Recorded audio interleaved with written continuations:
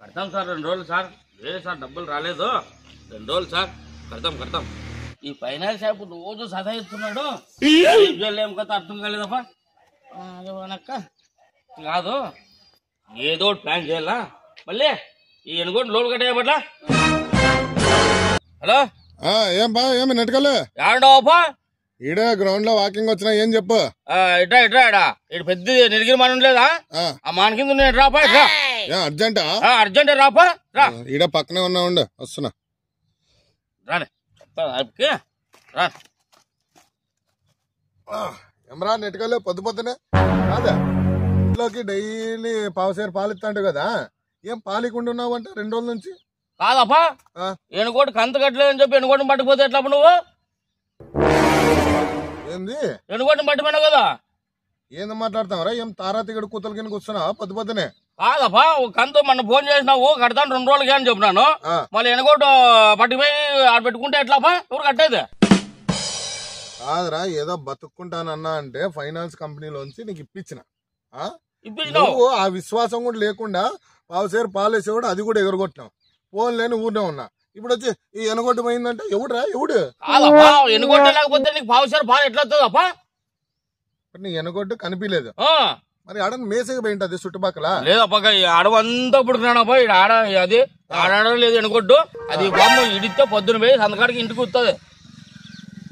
ఏంది మాట్లాడుతున్నావా స్వామి నువ్వు? నీ ఎనగొడ్డి ఆడుందేమో నాకెట్లా తెలుస్తుంది? లేదు నువ్వే పట్టిపోయింది ఎనుగొట్టిన. మన అనలేదా నువ్వు?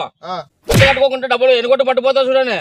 మరి నువ్వు కంతులు కట్టుకోకుండా ఇంట్లో ఎనగొట్టం పెట్టుకొని పూజకిని చేసుకుంటున్నావా? మరి వాళ్ళు పట్టుకోపోతారు. పాలమ్మిన దుడ్లు రాలేదు కడతాము. ఏందమ్మిన డబ్బులు నువ్వు ఇదే కూతులు కూసుకుంటా అంటే వాళ్ళు వచ్చి తీసుకోపోతారు అబద్ధం రోజు అని చెప్పినా. మళ్ళీ నువ్వే కదా పట్టిపోయింది. మళ్ళీ ఆటికి పోయినా ఇటుకే వస్తావు. గిడ్డేసినానప్ప. గిడ్డేసి లోపల సర్దేసుకున్న లోపల ఎనుకోండి పడుకు ఉప్పుకోమైనావు.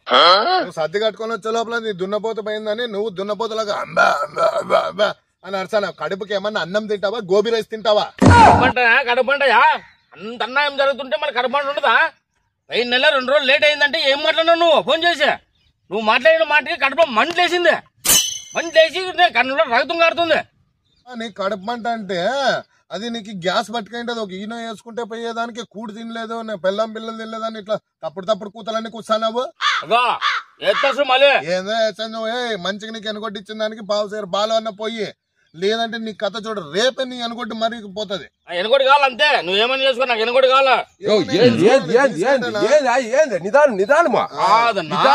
కాదన్నా ఏం జరిగింది? ఇంత ఎనగొట్టి గెడ్డేసి లోలు పోయి సర్దేసుకుని ఎనగొట్టి ఉప్పోనా మనిషి? ఎట్లా వాడా నువ్వు? లేదు ఎట్లా తీసిపోతాడు నీకు ఊరుకునే? అది కానీ ఫైనాన్స్ ఇప్పించినాడు. ఫైనాన్స్ లో ఇప్పించాడా? 2 రోజులు లేట్ అయింది కడతానన్నా అని చెప్పినాను.